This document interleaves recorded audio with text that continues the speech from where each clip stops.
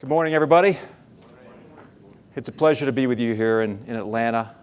I enjoyed yesterday getting to know all of you a little bit better. And I will tell you that it's been quite a treat traveling the countryside here, meeting with a lot of our delegates, our section leaders, past presidents, board of directors.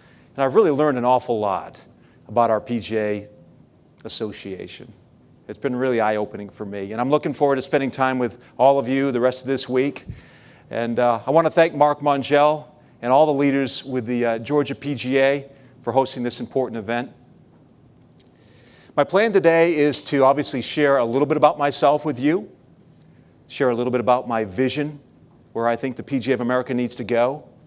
And also, I'm going to introduce some very specific action plans that I would like to implement as your next PGA secretary.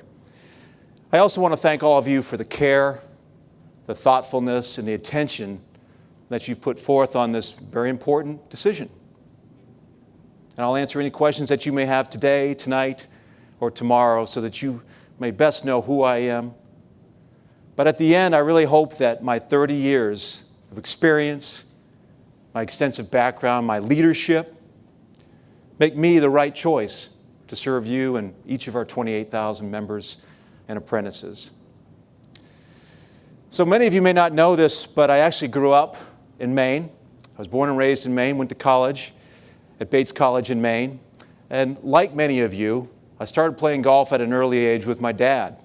When I got started, it wasn't so much about golf, but for me, it was spending time with my father. And Saturday mornings meant an awful lot to me. But what I didn't anticipate along the way was how quickly I got hooked on the game.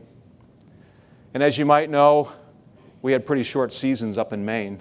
So I had plenty of time to plot my mastery of the game under the watchful eye of my dad, but also several PGA members. And they became mentors to me and really left an indelible impression upon me. And I worked for these men too. I returned every summer. And every summer that I did return, my love for the game and my love for the business grew stronger. Golf really reinforced to me the values that my parents and my grandparents instilled in me at an early age, things like honesty, integrity, patience, the value of hard work, and staying the course. I learned that there are no shortcuts in golf, no shortcuts in life, but I was always told that I could do anything I wanted to, as long as I believed, and I worked my very hardest to achieve it. I have to say that golf is a big part of me. It's really a big part of who I am today, and it's really shaped me and shaped my life. I always knew I was going to be a PGA golf professional. As a matter of fact, after my junior year abroad at the University of Edinburgh in Scotland, I returned home. I registered for the PGA Apprentice Program. I passed my PAT, and I was on my way. And after college, my first big break was with Marriott Golf. I got a job at a nice club in southern Maine called Sable Oaks. And I got winter work shortly after that at the Orlando World Center. And it was there I met my wife, Tracy, a Florida girl. And we've been married now for 20 years. Tracy's here with us, of course, and we have 4 beautiful kids. I also met Tony Austin, past District 13 director, and a great mentor to me. Tony, I'm really glad you're here with me, and you've been a great help to me through this process. And my skills and my training with Marriott really prepared me well to take my next step, in which that was my first head golf position at Ipswich Country Club in Massachusetts. I was 25 years old. Thought I knew it all, but I had a lot to learn. And one thing I did learn is my wife did not care for the New England winters. That's a very true statement there. And so we returned back to Jacksonville shortly thereafter. And that's where Tracy grew up. So I tried to play. I played the Tommy Armour Tour for a couple of years. And I realized I wasn't going to make a living or put food on the table playing golf. But I had my Class A membership, and I took an entry-level position at Sawgrass Country Club. And it was there that I learned how to teach. I truly learned how to teach. I have to say I became a pretty good instructor, and I worked really hard to rise up through the ranks at that club. And I eventually became head golf professional a few years later. In 2000, I had the opportunity to take a director of golf position at Deerwood Country Club, another fine club in Jacksonville. with great traditions. And in 2003, Tracy and I purchased Hidden Hills Country Club. And we've been there ever since. We own and manage that club, and I'm really proud of what we've been able to accomplish there. We took a club that was struggling, in bankruptcy, and we've really transformed it into the thriving family club that it is today. And I truly am very proud of that. And I think my 30 years of experience have really shown that my work at different types of facilities that you've seen here, private clubs, public clubs, daily fee resort, I believe that brings to the table a very important ability of mine to relate to all of the members, the broad spectrum of members that are all over the country here. I know what they're dealing with on a daily basis because I've been there. I've also served 17 years now, continuous leadership to the PGA of America. I started locally. I started with my chapter. I went through all the chairs on the chapter level. I went through all the chairs on the section level. As I was an officer of these, I did not miss one board meeting. And I served on the PGA board for 10 years in North Florida. But I think it's important to share this, my extensive background on the section level. I've been in your shoes. All of you that are section leaders, most everybody in this room, I've been in your shoes. I know what it's like to deal with the challenges that you deal with on a daily basis. And I think that's important for your next leader to come along and have those experiences. I also served on many national committees. I was asked by President Brian Whitcomb to serve on the PGA Board of Control in 2007, and that was really one of the most gratifying and eye-opening experiences in my life. And I'm really appreciative to Brian for that opportunity that he gave me, and it truly was an eye-opening experience. I served with some of the best PGA professionals in the country. I served up close and personally with each of our current officers, Alan, Ted, Derek, and Paul. I served with each of them on the Board of Control. I know how they think. I know how they work. And I believe I've earned their respect. And I also know that they know that I'm ready to take this next step in this journey. Over 4 years of my service on the Board of Control, I ruled and reviewed on over 1,400 cases. You had to be prepared. You had to do a lot of studying. You had to do a lot of outreach. And I always worked hard to be the most prepared in the room. At least I tried to be. We didn't always agree, but there was one thing for certain, that we always had the best interest of our association, of our Constitution, and our bylaws at the forefront. And at every turn, we always did our best to accommodate the needs of our PGA members. The Board of Control experience really enabled me to refine my leadership skills, my abilities. It provided me with an inside view of how our association works, up close and personally with membership, education, employment, governance. We spent a good deal of time speaking with Christine Garrity in the legal department. It really provided an up close and personal experience for me that allowed me to see how our association served, or maybe in some cases did not serve the needs of our members. And this experience really left a lasting and profound impact on me, and really was a driving factor, the driving influence for me in deciding to run and to serve as your next PGA secretary. You know, I really believe that my years of service in the industry and my years of service to the PGA have really provided me with some clarity as to where I think our association needs to go. And it's given me tools to ask the right questions, to sift through the information and really make the best choices on behalf of our members. And that's what I bring to you. I was asked a question last evening about what should be the first priority of a president, in this case a secretary. Well, it's to represent all of our members well. They want somebody that's on their level, somebody that can relate to them, and I believe I'm that person. As your next secretary, I will work hard to implement forward thinking, innovative, but really tempered with a business-minded approach. That's who I am. And focus on some of these 4 key elements of my campaign here: growth, opportunity, leadership, and our future. I'm going to share a few thoughts on each of these important areas, but I'm also going to introduce to you today some what I feel to be specific action plans that I said before I'd like to implement. Talking about growth, in order for our PGA members to really uphold the moniker of being the experts in the game, in the business of golf, we really need to inspire them to seek the skills, the training, and the knowledge to be the most valuable person at their facilities. They need to become revenue producers. I feel strongly about this. We need to do a better job of training our PGA professionals to be revenue producers and grow. And I feel strongly that in doing so, they really protect their future, their employment, their compensation, and they don't just grow the game, but they really grow their own careers. And I think that's very, very important to provide this value, provide this revenue to really solidify their jobs at their clubs. They become responsible for their own career advancement. They drive their own compensation. And I really think that's vital to all of our success. I don't have to tell you this, that growing the game is really one of our number one missions right now. We have to do it. We're at a crossroads. But sadly, in the last 10 years, what have we seen? We've seen 5 million golfers leave the game. We've seen revenues shrink. We've seen golf course closures outpace openings now for 10 straight years. But one thing I want to share with you is I'm an eternal optimist. I truly am.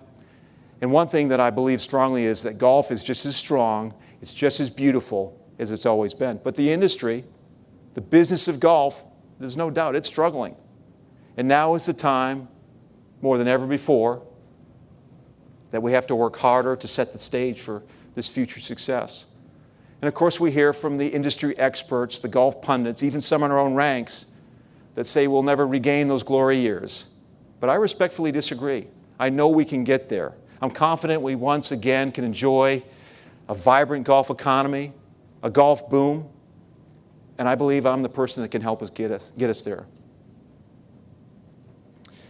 I think it's important to add, though, that golf growth in our industry can't come from just one person. It can't come just from our officers or just from the people in this room. It can't come from another great program from Palm Beach Gardens, another PSA aired during the PGA Championship. I really believe strongly that the seeds of growth, they have to be planted locally, and they have to be nurtured by a talented, passionate, rank-and-file PGA member. One that's been given the tools to cultivate and grow the game.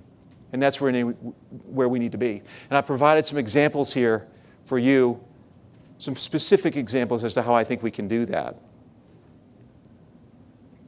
We've talked a lot about Get Golf Ready this spring, and there's a sensitive issue with this about introducing Get Golf Ready to non-PGA facilities.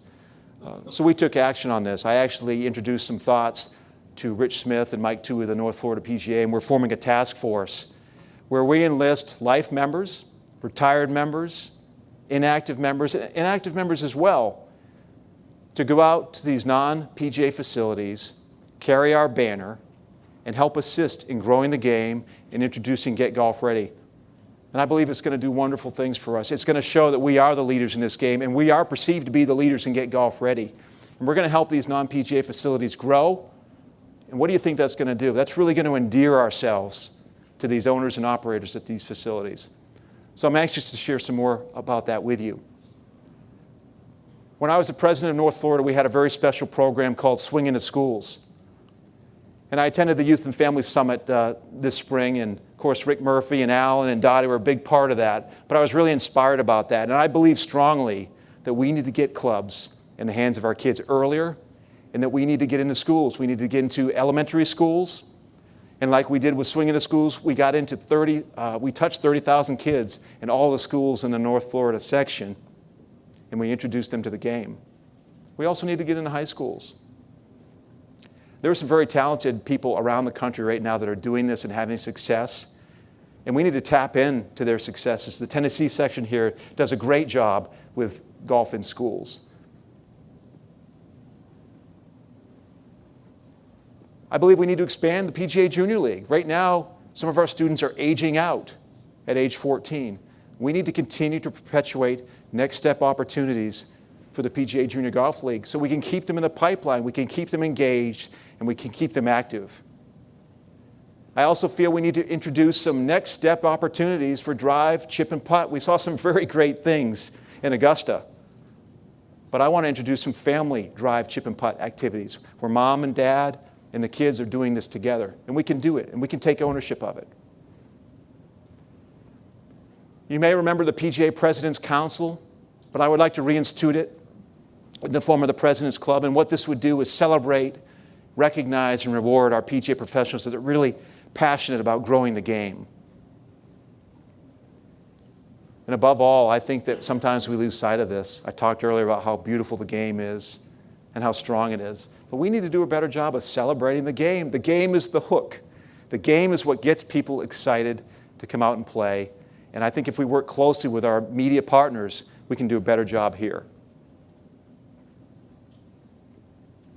Specific messaging to target audiences.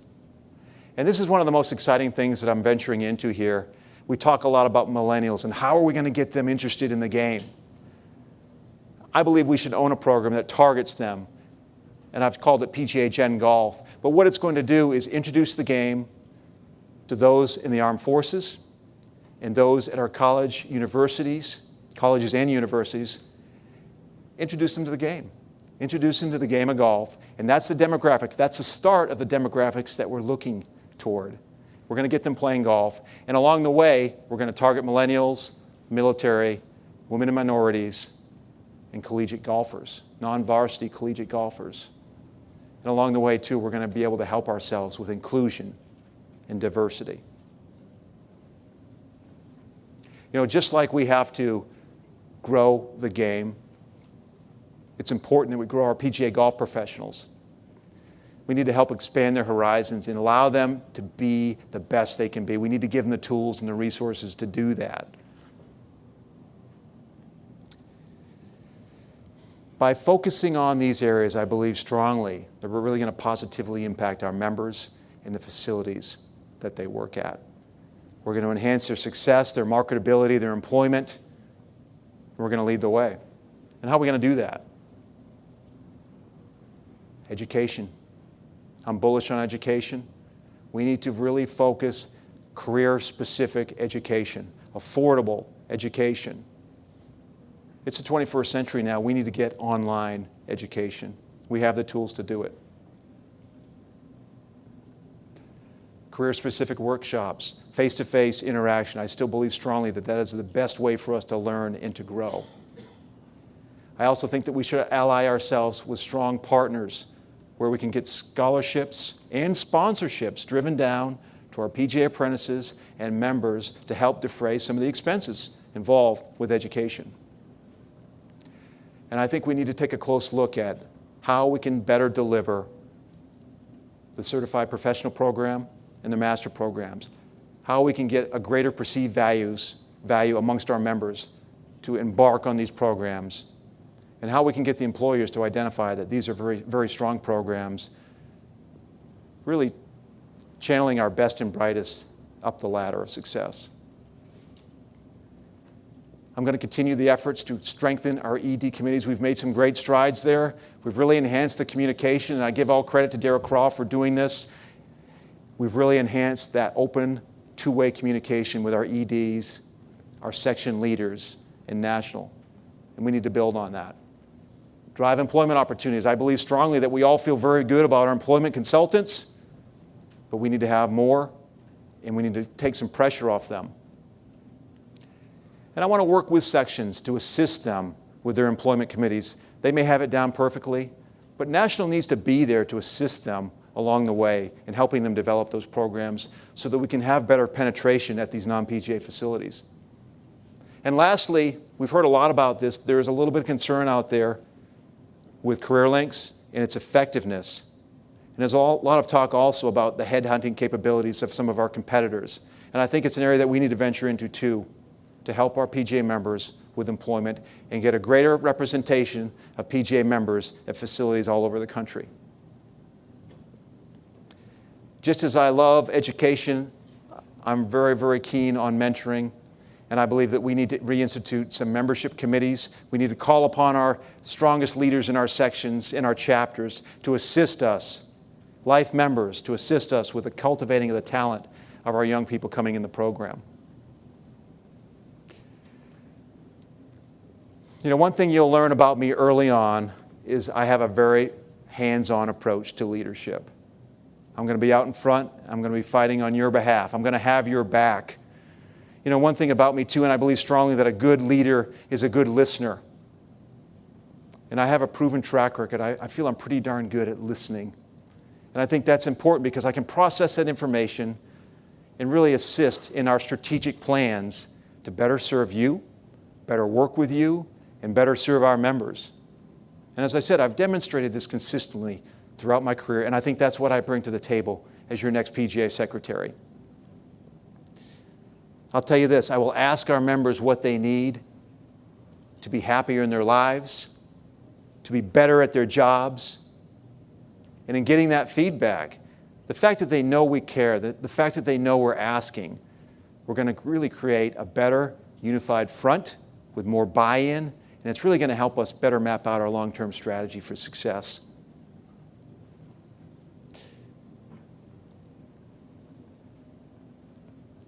You may or may not know this, but the last time we did a member opinion survey was 2009. We need to do a better job of reaching out to our members and soliciting feedback. And I know we have a lot of different surveys, but I can't think of anything more important than getting the feedback from our members. Again, town hall meetings that have representatives, either our national leaders or national staff. These are some of the most exciting meetings that I've been to, and we need to continue to schedule these and attend them. As I said before, two-way communication, it's vital for us to be successful. We've got to continue to give information, but we've got to continue to solicit feedback so we know where we're going. We need to celebrate our best and brightest. We need to create a playbook of best practices so we can share these great things that are going on throughout the country. I want to develop a leadership academy where we target future leaders from the PGM schools, PGM universities, and those within our ranks. And I also want to talk to our section leaders and identify how the association can better help them lead their sections. And I believe that that opportunity is there if the sections want it.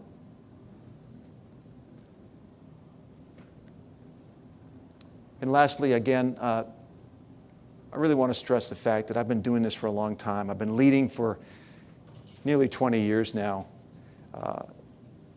And I want to lead 8 more years for you. And I'm ready to do that. And there's some really exciting opportunities ahead. I want to fast forward a little bit into 2016. Our centennial. The Olympics. After 112 years, golf is back in the Olympics. Additionally, that year, we've got the PGA Championship at Baltusrol. The Ryder Cup will be on home turf that year at Hazeltine. If there ever was a time for golf to be exciting to the masses, it's going to be in 2016. The game of golf will be on center stage, and what a great opportunity for us as PGA professionals to wave our banner proudly, promote our brand, and grow. And we need to get started now on that. And if I'm elected in November, I'm going to start to work with our officers, our leaders, and our staff to make sure that we're positioning ourselves to be strongest to take advantage of this great opportunity that's coming down the pike. We need to work with our media partners. We've got a strong group of partners that can help us send our message. And this is a great collaborative effort here. As a leader, we need to pull people together. And there's no greater example of that than when we saw with the USGA, Augusta National, and the PGA putting together that event 3 weeks ago at Augusta. What a great example of what we can do if we pull our allied partners together for the common good of the game.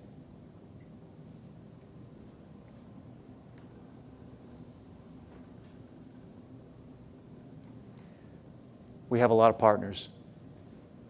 We need to strengthen those relationships, and we need to wave our banner proudly. And as Derek said yesterday, when we get a big company like Samsung on board with us, a global power like Samsung, it opens people's eyes. And so the opportunity for us is really a point of strength to negotiate new partnerships with different types. They don't have to necessarily be golf entities. And every time we do that, we can position ourselves to transfer resources and funding down to our sections where we need it most. And I'll continue that track record. In closing, I just want to share with you, I'm very excited to roll up my sleeves. As I said, I'm a very hands-on leader. I'm a problem solver, and I will use my forward-thinking style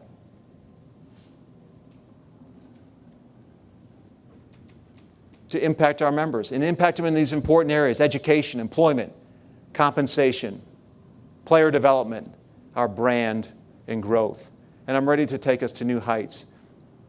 And I think it's important to add that I have a very strong relationship with our managers in Palm Beach Gardens. I have a very strong relationship with our current officers, and I'll build on that strength. And I think we have to admit, in the last couple of years, we've seen some very, very good things as a result of the leadership. And I think continuity is a very important thing. We need to build on that. We don't want to be changing every 2 years with different directions and strategies. I loved what Derek said yesterday about building our living and breathing long-term strategic plan, and we need that. And as I said earlier, I've served up close and personally with our officers, and I feel I'm positioned perfectly to come in behind them and build on the strong foundations that they've laid for us and to also take us to new heights. And I'll be the person to do that for you. And lastly, utilizing my 30 years of extensive background, leadership success, and my forward-thinking vision to positively impact you, our PGA members. I'm going to ask what our members need. I'm going to ask what our owners want. And lastly, what our consumers demand. And in doing so, when we ask these questions, we're going to get the feedback that we need to take our association to new levels. I want to thank you for listening to me today. I want to thank you for allowing me to share my vision and also a little bit of my action plans that I have for this association. I think if you know me, you know where my passion is. And I'm so excited to get to work. I'm so excited to build our relationships together. I'm looking forward to earning your trust, and I'm looking forward to earning your vote in November. Thank you all very much.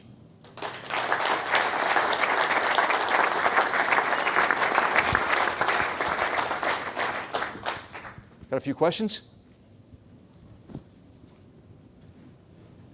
Russ, great job on your presentation. Thank you. And thanks for being here. I'll just be direct, and I apologize for the language, but you seem to be very level-headed, laid-back, composed, and very prepared, which are all positive traits.